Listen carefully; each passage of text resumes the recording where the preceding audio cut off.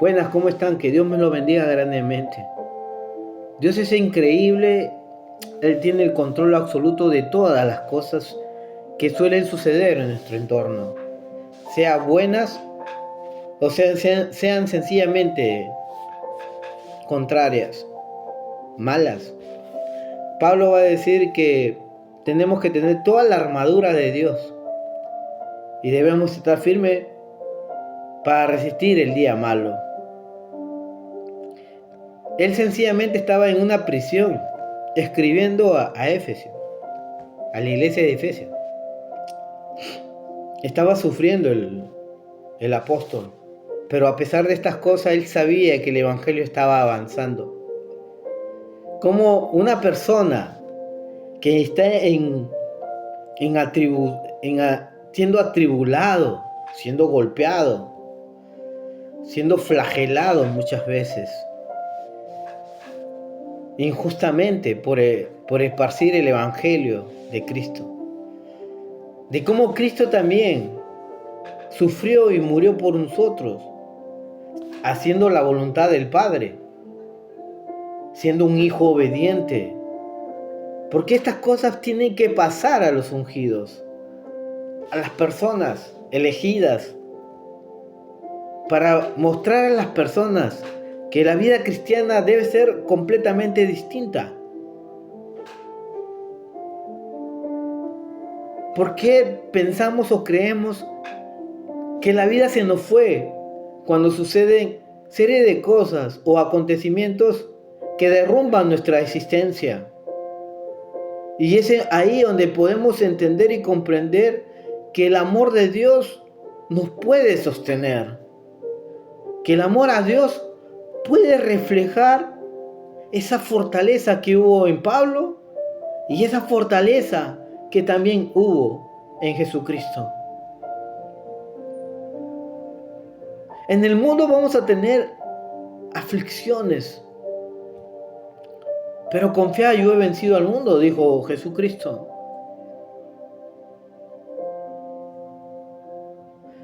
Podemos ponernos a pensar necesariamente que la vida no tiene que tener estas dificultades o de salud, de enfermedad, de carencia económica. Déjame contarte parte de la historia de Job. En el libro de Job, que está en la línea de los patriarcas, en la línea de Abraham, de los patriarcas, en la tierra de Uz. Posiblemente este hombre no era hebreo, pero Dios sabía su corazón de este hombre. Cómo este hombre, a pesar de la región donde él estaba, cómo buscaba de Dios, cómo sacrificaba a Dios. Recordemos que en el antiguo pacto, hablando del Antiguo Testamento, la gente se acercaba a Dios frente a un altar de piedras, preparaba un sacrificio, un animal, y lo sacrificaba, y era un símbolo y una reacción de adoración de parte del hombre hacia Dios. Y si Dios estaba aceptando esta ofrenda, mandaba fuego del cielo para que consuma el holocausto o el sacrificio que tal persona estaba brindando. Y Job todos los días hacía esto, porque todos los días él decía en su corazón que tenía que tener una relación con Dios y que también tenía que cubrir a sus hijos. Lastimosamente sus hijos ya no estaban bajo su cobertura, viviendo con él. Según las escrituras, estaban haciendo una vida sin Dios. Pero a pesar de esto, como padre, él lo envolvía en esa adoración a Dios. Seguramente pedidos de oración tenía. Y a Job le iba bien económicamente. Era un hombre próspero en el espíritu, en el alma. Y también en lo material.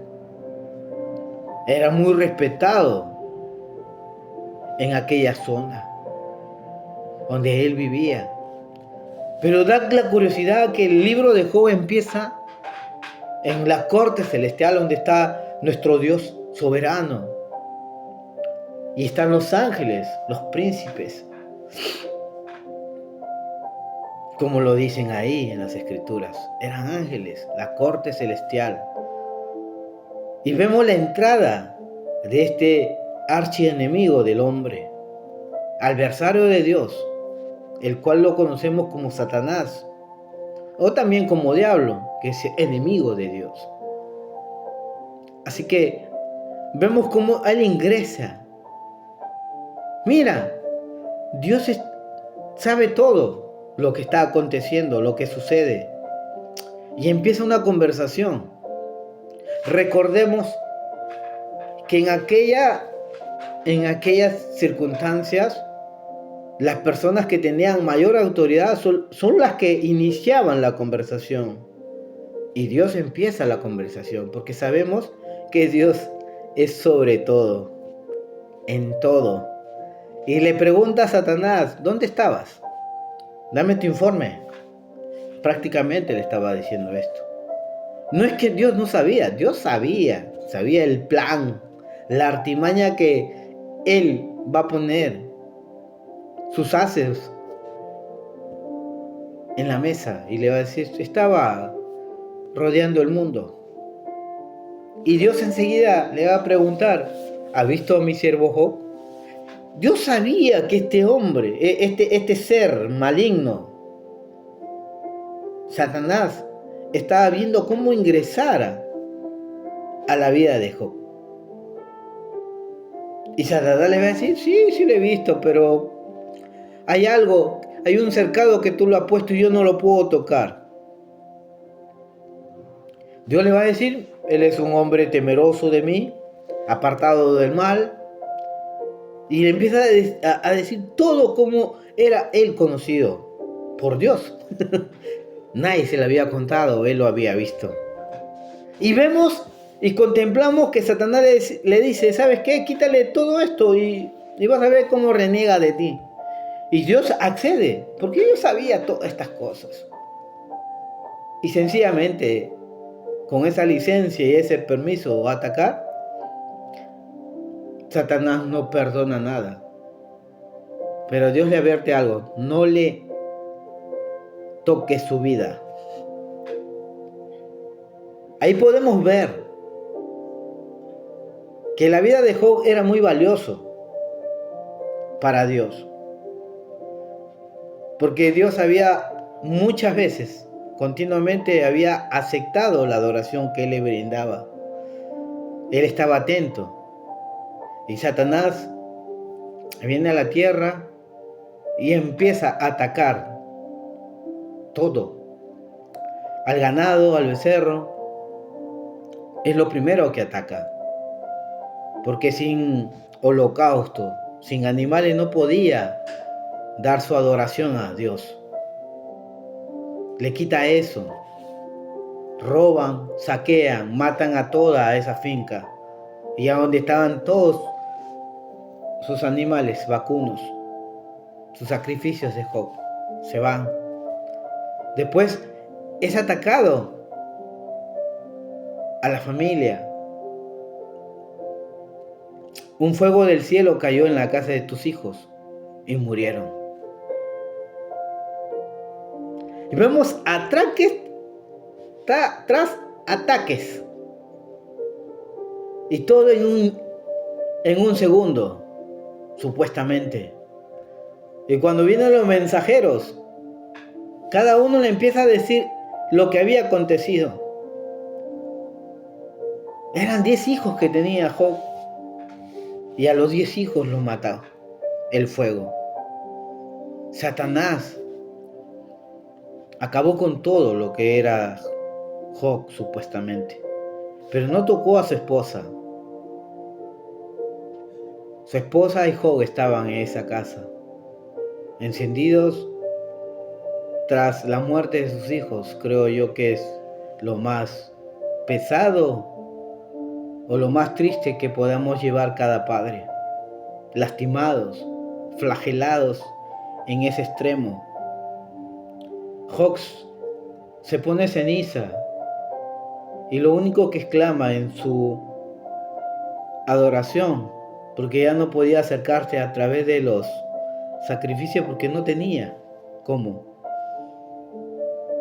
Lo único que hace es decir, Jehová Dios y Jehová quitó. Bendito sea el nombre del Señor. Ya estaba distorsionado una verdad, porque el que había quitado estas cosas de bendición era Satanás, no Dios. Dios solamente le permitió, le dio esa autorización. Bendijo Dios a Job en silencio, porque sabía que tenía que pasar una prueba más. Quizás la más fuerte, incluso que esto que estaba pasando. Ahora, en el capítulo 2, vamos a ver de cómo nuevamente la corte celestial reunido y Satanás vuelve a venir. Y el mismo diálogo se forma. Empieza Dios a preguntar, ¿dónde estabas tú? Porque el diablo o Satanás tiene que informarle a Dios, aunque Dios sabe todo. Y aún las maquinaciones que él tenía en su ser. Sabía que no estaba contento, que había alcanzado algo, un concepto que no era correcto, que Dios le había quitado estas cosas. Sabía que tenía que atacar ahora más fuerte, más profundo. Y ahora este segundo ataque, nuevamente Dios le da la autorización, resumiendo a lo que hablo, para que él vuelva a ser atacado, pero no le toque su vida.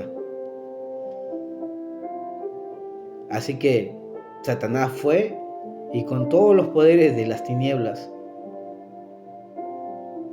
ya no solamente afectó la naturaleza, lo natural, lo lógico, sino la salud de Job. Una sarna por todo el cuerpo.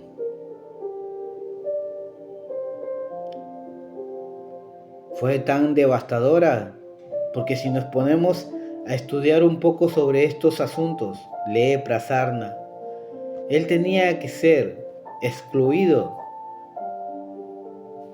de su casa. Su casa tenía que ser quemada y él tenía que vivir en otro lugar, sin su esposa. Pero él no entendía lo que estaba ocurriendo. No pasaba por su mente que él estaba haciendo mal. En la soledad de sus palabras, escucha, creo yo, al ser que él tanto veces escuchó terminando el día o comenzando el día a su esposa, y ya tirado en un rincón, me imagino a Job, escuchar a su esposa decir estas palabras tan dolidas y tan hirientes a la vez, porque recordemos que Job no solamente vivió esta prueba, su esposa también,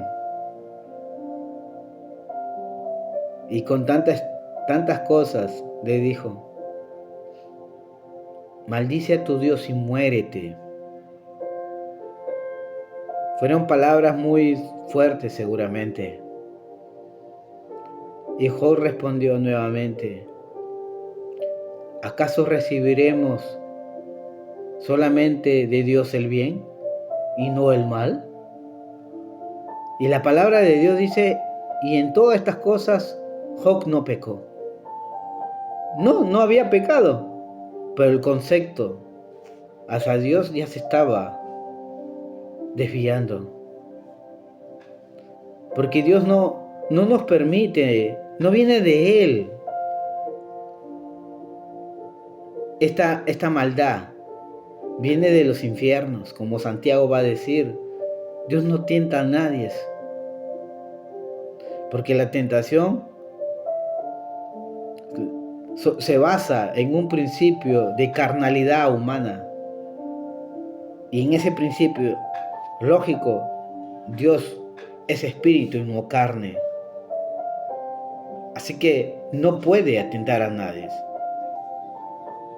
¿Por qué tentaron a Jesús? Porque Jesús era hombre. Porque si estaba como Dios, ni el diablo lo podía tentar.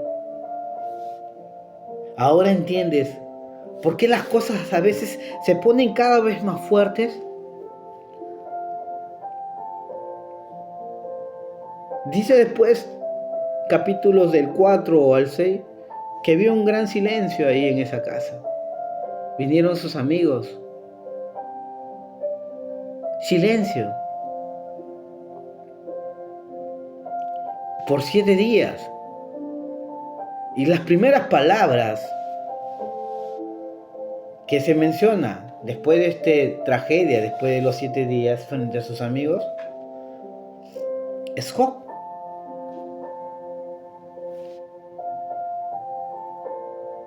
Y empieza a maldecir el día de su nacimiento, poéticamente, porque ya no soportaba más seguramente. Y empieza una serie de ataques ya verbales de sus amigos, sus íntimos, para que Job se dé cuenta que había pecado y que reconozca.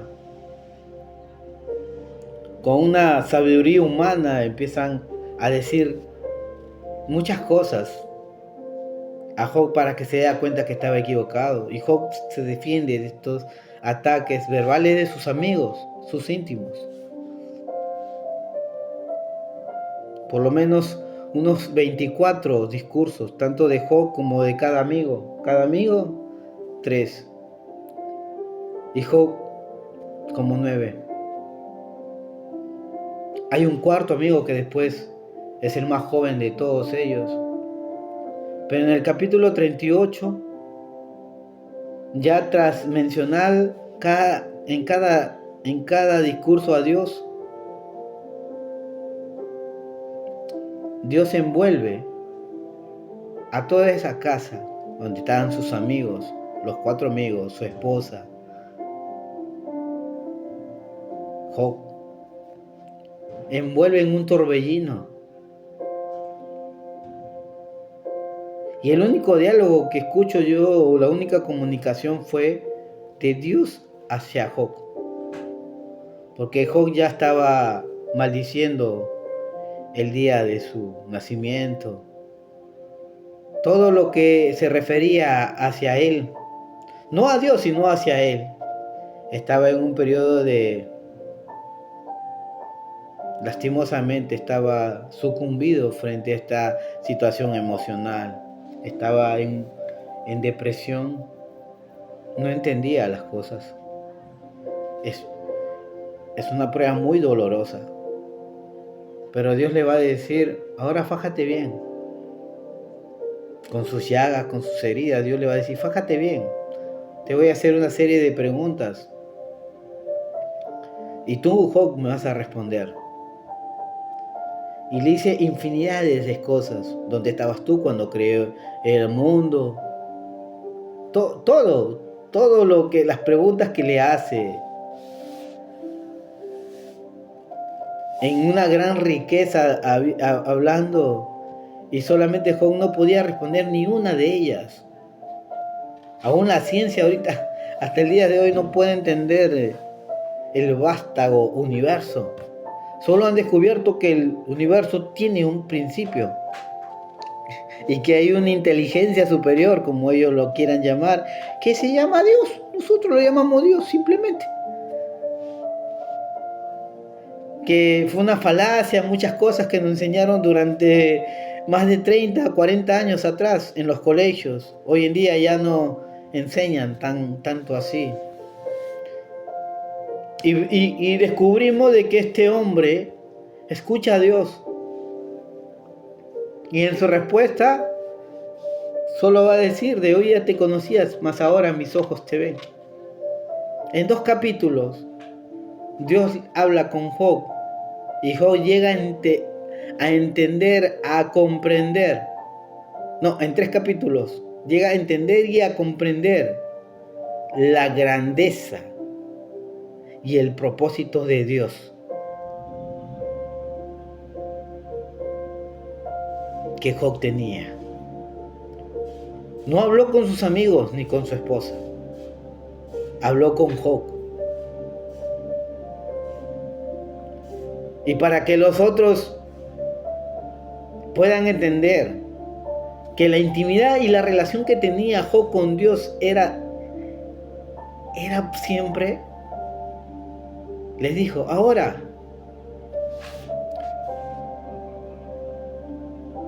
tus amigos traerán 7 carneros y tú sacrificarás y pedirás por tus amigos y yo tendré misericordia para con ellos. Era la forma de cómo comunicarse a través de una adoración externa que todo el pueblo de aquel entonces veía. Era una demostración de decir a Dios gracias, aún por estos momentos tan sombríos, oscuros, tenebrosos, tan agobiantes, para decir a todas las personas que puede pasar lo que sea, puede acontecer lo que sea, pero Dios está primero que todo. Él es el que sustenta mi vida, el que determina mi aliento de vida. A Él se le debo todo. Es esta expresión frente a todos para que se den cuenta lo que Dios iba a hacer con Job.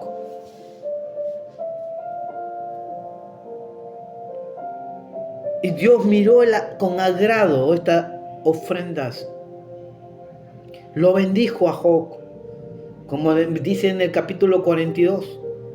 Le bendijo al doble y le nacieron hijos con la misma esposa.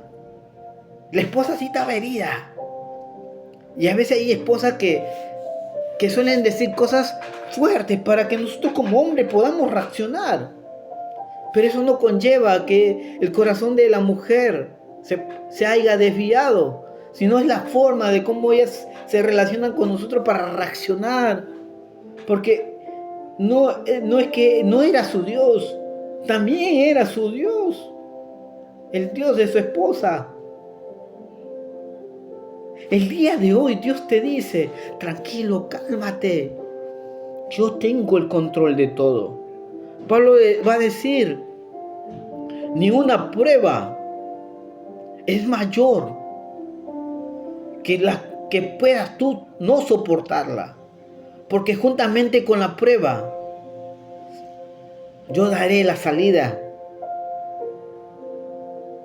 Cuando pienses que ya está todo por terminar,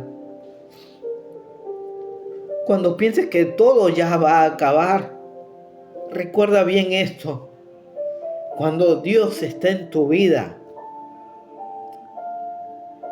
Dios hace algo tan increíble que solamente tú no lo vas a notar, que solamente tú no te vas a dar cuenta. Las personas verán lo que Dios hará contigo. Después de estas cosas, cuando Dios bendijo a Job, vinieron muchas personas a visitarlo y trajeron algunas ofrendas para Job, en reconocimiento de que ellos estaban equivocados, porque la relación con Dios era continua que tenía Job. Amigo, amiga, ¿cómo está tu relación con Dios? ¿Cómo? ¿Cómo estás tú buscando a Dios? Hoy en día nos presentamos sacrificios de animales o altares de piedras. Jesucristo hizo una obra tan increíble que el Espíritu Santo gobierne nuestros corazones y continuamente Él quiere adoración en nuestra vida. Adoración significa el primer lugar que le brindamos a Dios. Si Él no está en primer lugar, sencillamente es idolatría. La adoración a Dios es la que te sostiene cada día. Los planes de Dios son perfectos. Él sabe lo que no va a acontecer. Romanos 8:28 dice, y todas las cosas nos ayudan a bien a los que somos llamados de acuerdo a su propósito, para lo cual fuimos creados. Para lo cual fuimos creados. La intención original es el propósito. La intención original que tuvo Dios al crearte a ti. En algo específico. Empezamos a adorar con Dios con todo nuestro corazón, con toda nuestra mente, con toda nuestra fuerza, con todo. Porque las pruebas seguramente serán más fuertes cada día. Si te va bien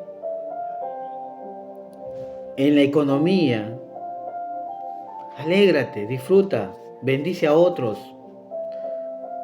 Y si no es así, reflexiona, como decía el sabio Salomón, porque en esa reflexión encontrarás a Dios. Porque Dios también nos dice que tenemos que seguir con Él. David, su padre de este sabio, le decía: Dios, no me des poco para no renegar de ti. No me des mucho para no olvidarme de ti. Dame lo necesario para vivir en ti. Recuerda muy bien estas cosas. Jesucristo quiere más, algo más de ti. Quiere algo más. Quiere decirte Él el día de hoy: tranquilo, estoy contigo. A Pedro le dijo: mira, Satanás ha pedido zarandearlos a ustedes, pero yo he rogado al Padre. Yo he pedido al Padre por ustedes. Y cuando todo esto pase, reúne a tus hermanos. Dios está con nosotros. El Espíritu Santo está dentro de nuestro ser. En unos días atrás estuve internado por 3 días. Una serie de análisis.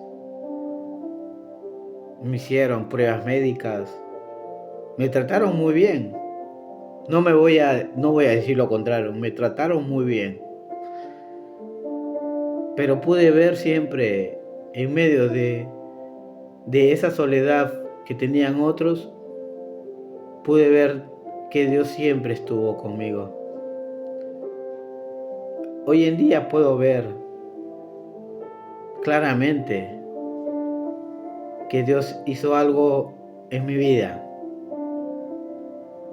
Y Dios también quiere hacer algo en tu vida. Es el día de hoy que tienes que adorar. Así no haya trabajo o empleo. Así seas hosteando un poco dificultoso con la salud. Tienes que adorar. En todo momento tenemos que adorar. En todo momento tenemos que decir: gracias, Dios, por todo lo que nos has dado. Gracias por todo lo que nos permites vivir. Recuerda muy bien esto. Dios quiere demostrar, no a nosotros, cuánto valemos, porque ya sabemos cada uno lo que valemos. Valemos la sangre de Cristo. Y ese es un alto precio que nadie va a poder pagar más por nosotros. Para que nosotros tengamos una relación con Él constantemente, cada día.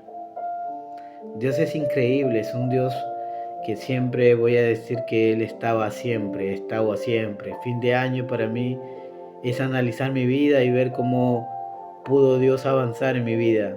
Continuamente estoy avanzando, viendo frutos en mi vida, haciendo lo que más amo. Lo que más amo es a Dios. Lo que más amo es demostrar que lo amo. Hablando de Él, predicando, enseñando, frente a redes sociales, frente a un púlpito, a una plataforma que Él me pone, casas, personas que seguramente se cruzaron con un siervo que sencillamente es humano y que tiene dolores también, que tiene falencias que cambiar, pero vieron en esta persona un mensaje de esperanza. Yo puedo decir que Dios es todo para mí y lo que Él diga se hará, lo que Él haga se hará. A la final de cuentas Él ha diseñado un plan para mí. Solamente yo estoy caminando en ese plan maravilloso que Dios me permitió tener. ¿Soy especial e importante para Él? Sí, lo soy. Como cada uno de ustedes lo son también. ¿Por qué? Porque Cristo murió por nosotros. Y porque Cristo resucitó por nosotros. Y porque el Espíritu Santo está en nosotros. Porque su palabra es fiel y verdadera y se cumple constantemente en nuestra vida. Ver a mi esposa, a mis hijas, cómo están avanzando en la búsqueda de Dios, me llena el corazón, me alegra el corazón. Y si un día Dios me quiere llevar así como se lo llevó a Enoc, amén. Pero como decía Pablo, para mí el vivir es Cristo y el morir es ganancia. Así que te animo a que sigas adelante. Recuerda, tu mejor adoración no define lo que tú tienes, hablando de lo material. Define a quién tienes. Si tienes a Cristo en tu corazón, eso se llama adoración. Que Dios te bendiga. Nos vemos a la próxima. Recuerda, somos bendecidos para bendecir. Y frente a la lupa de la verdad, te darás cuenta que Dios siempre está ahí. Ahí está Jesús. Mira bien tu vida. En la lupa de la verdad y te vas a dar cuenta que Jesucristo estuvo ahí. Nos vemos, que Dios te bendiga.